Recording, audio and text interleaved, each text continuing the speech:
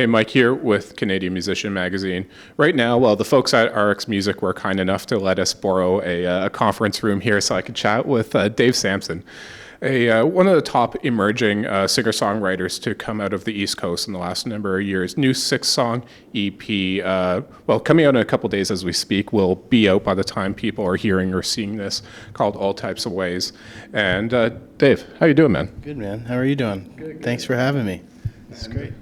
Absolutely, man. I've been looking forward to this because I enjoyed the new songs, like the first album, and really interested by the career that you're building for yourself right now. But this new 6-song EP that's coming out, kind of the obvious question is because your first LP, which started to generate a lot of buzz, came out in 2014. Yeah, called No Pressure, No Diamond, and which 2014 to 2019 is a bit of a gap between a first album and a follow-up EP. So I'm just kind of wondering what you've been up to the last few years. I've been really just kind of working on this project and working with other artists. I'm a writer for a publishing company with Sonic, which is like a sub-publishing company with Cobalt. So I do a lot of writing for other artists and with other artists. Collaboration is kind of my main thing, and that's what I really love to do, is work with other people. And through that, I get to kind of pick and choose songs that I want to put on my own project, you know? So, I'm working with lots of different genres, so it's, whether it's hip-hop or roots or folk or trad or whatever. That's what I've been up to, is kind of like, I wasn't even sure if I was going to put out another record. A couple of years ago or 3 years ago, I was just kind of I wasn't sure what I was doing. I was just kind of continuing on, and then I realized as I was still playing shows and more people were coming out, so I was like, I got to put a record out, and I'm really glad that it came together like this. Yeah, I'm really proud of the songs and how I got to do it. It's interesting. Well, a few things in there kind of want to follow up on, but you were one of the 5 finalists for the Canadian Walk of Fame's Emerging Artist Program. Yep. Been taking part. I know you've become friends with Grammy Award-winning songwriter Gordie Sampson, also the East Coast. Like you said, you've had a lot of co-writes with other people, including Donovan Woods and others. But it's interesting that you would release a full-length EP, kind of find the success, start gaining traction and industry attention, all that kind of stuff, and then be in doubt that you're going to keep doing it for yourself rather than just for other people. That was kind of just, this is like, it's like a roller coaster of how the industry is and how how I was feeling, mentally, and like what I was looking for. And it's not easy, and there's you get knocked down a lot. This is an industry where you get a lot of no's, because you're always putting yourself out there. And no, but a few years ago, I just really decided that I was going to go and hit it hard, and it started to really work out for me. So it's, I think that's kind of how, not to say I was completely in doubt, but I think I just took a step back, and I worked for Music Nova Scotia, and I worked in the other side of the industry just to see how it is. And I'm glad it worked out good now. So I think I'm happy. Where are your roots in music? Is this a kind of a natural...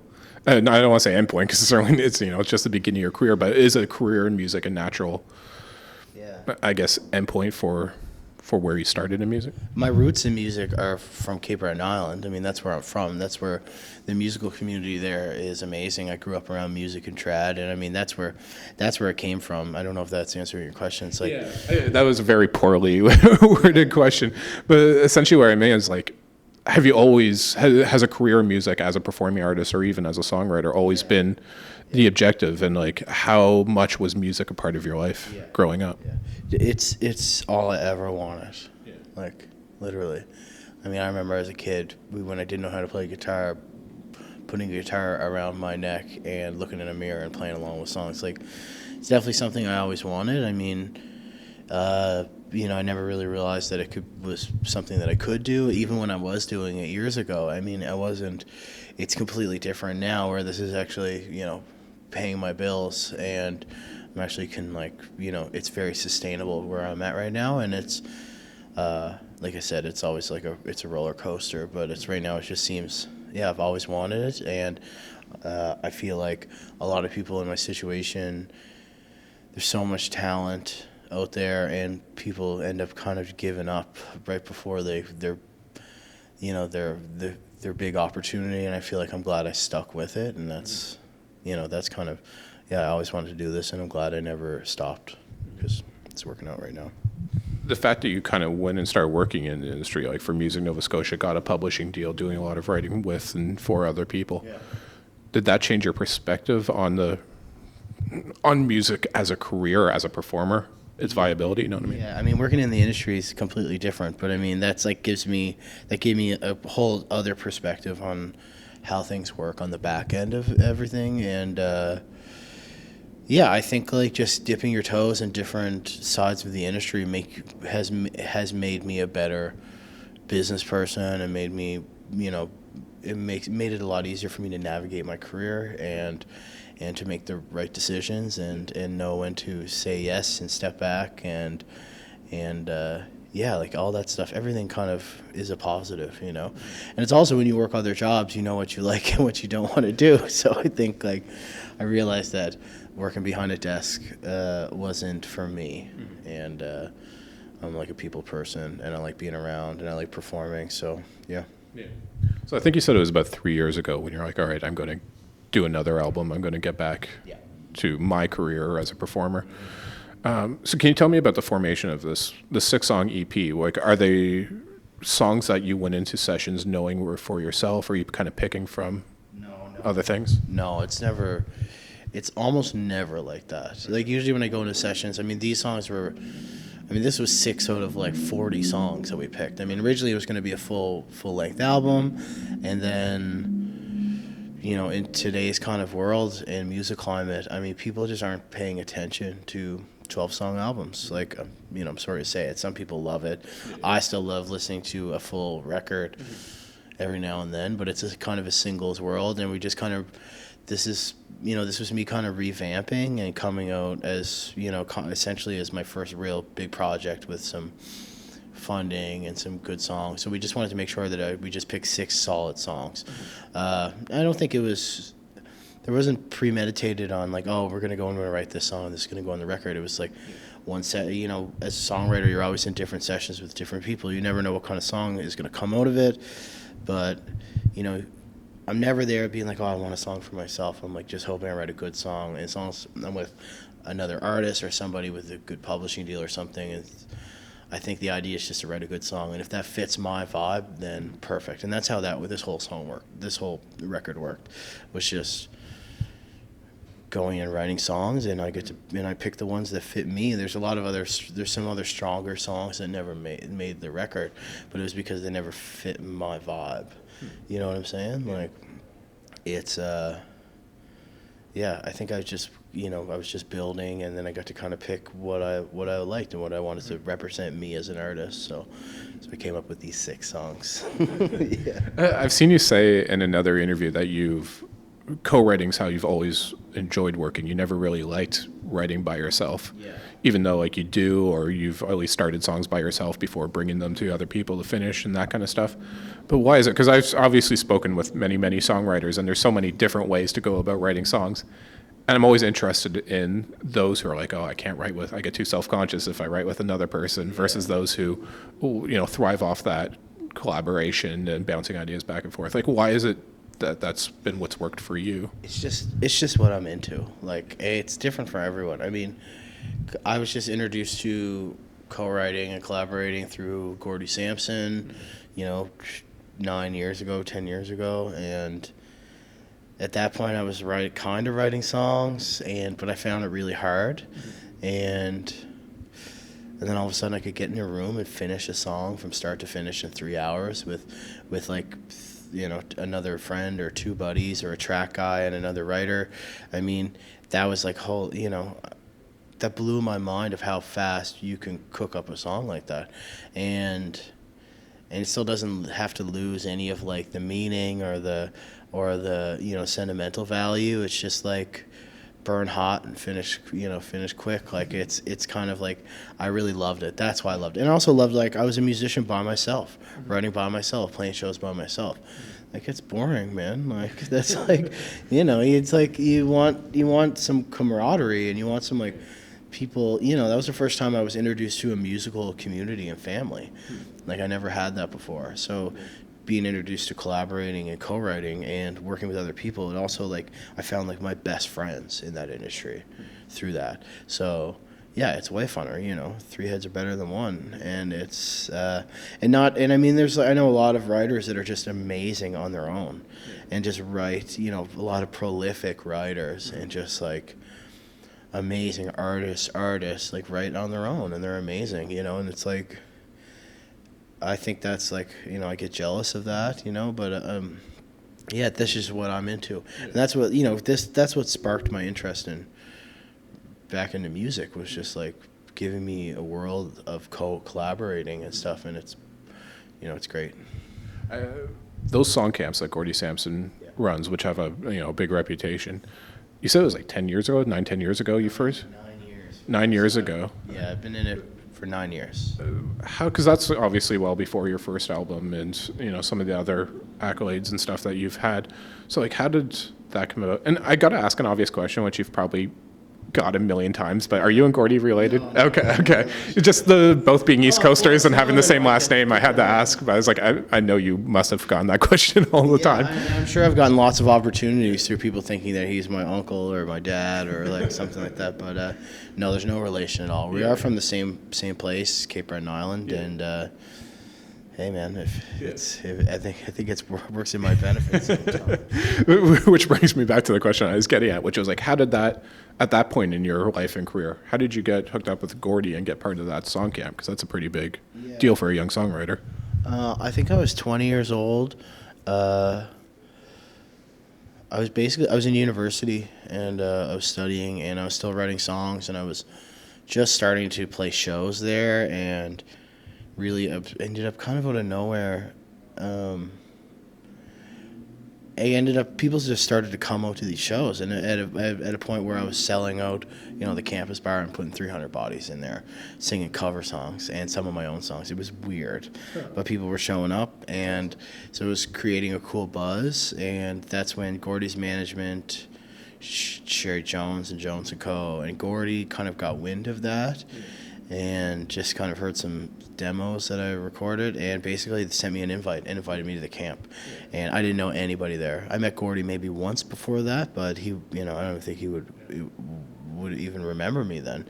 And and that's where I met Mo Kenny and Carlton Stone and Bria McKinnon, the Port Cities guys, Dylan Guthrow.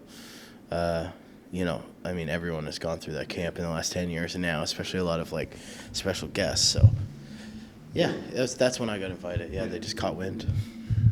So for the new EP, you headed down to Nashville. Gordy was the producer on it. Was co-writer on a number of the songs too. So like, how did your guys' relationship evolve? Like, have you essentially what have you picked up from him personally and professionally?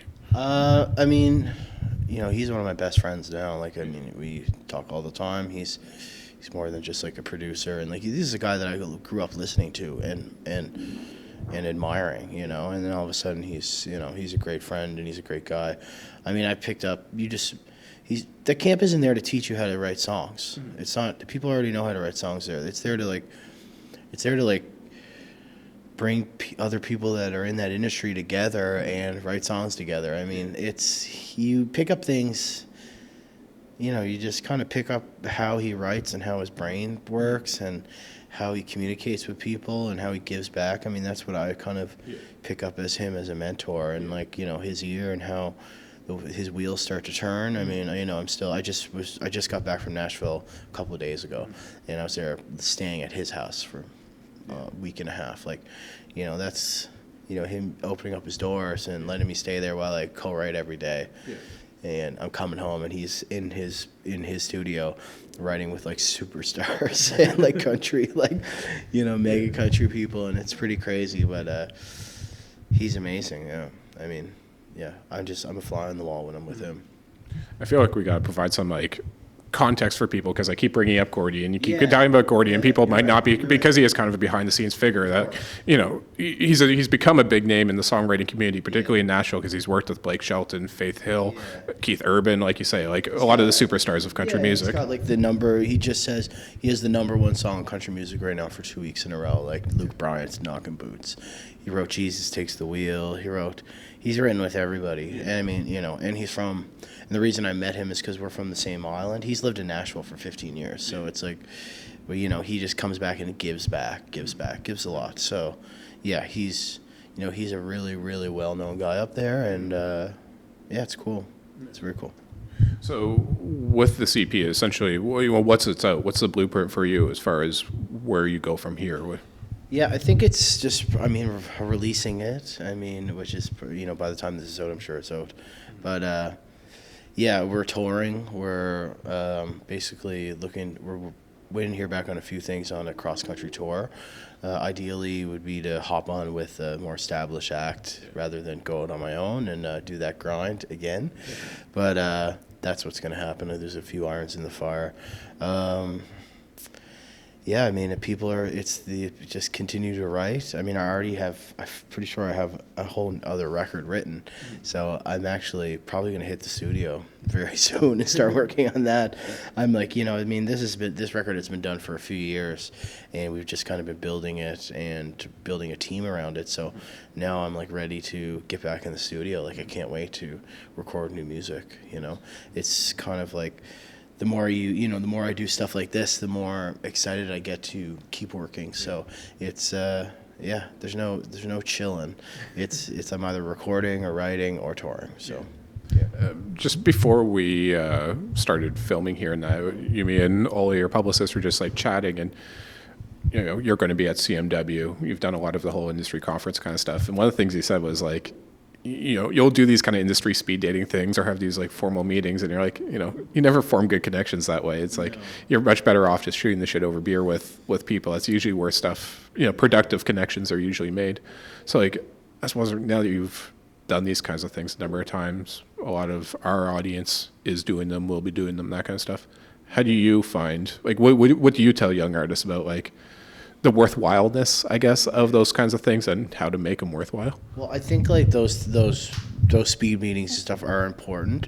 I think like you really do form connections kind of off ice, if you know what I mean. Like, but I mean, those are always important to show face and show your name. I mean, that's just getting out there is the most important thing. But I think like just really networking, going to these festivals, going to shows.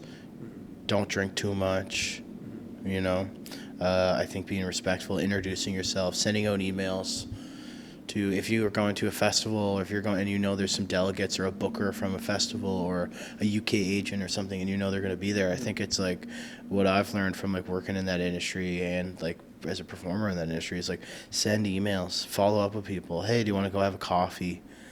Before, rather than like a 5-minute speed date when they have 30 other ones in you know, in an hour and a half. Like, it's like, I think like being personal is like the key in making connections like that. Don't go there and give them your CD. No one's got a CD player anymore, and they don't want to travel with 30 CDs back to the UK. I've learned that the hard way. When I'd come out to have a box of CDs, and I'd have 30 meetings, and I'd give them all a record, and like no doubt, most of them were left for the maids at the hotel because, you know, that's. I think being personal and just, you know, networking is the thing. Yeah, and don't drink too much. I can't say that enough. Yeah. And man, well, the new EP, because it's only coming out in a few days, I've only heard the first 2 singles off it, Trouble and Whatever Gets You Through the Night. Whatever Gets Me Through the Night, which are both killer tracks. Trouble, I don't believe you were on the songwriting credits for Trouble, which was interesting because I don't think that's the norm for you, eh? No, not at all. I mean, Trouble was written by Caitlin Smith, Brandon Davis Jr., and Gordie Sampson. That was a tune that like was kind of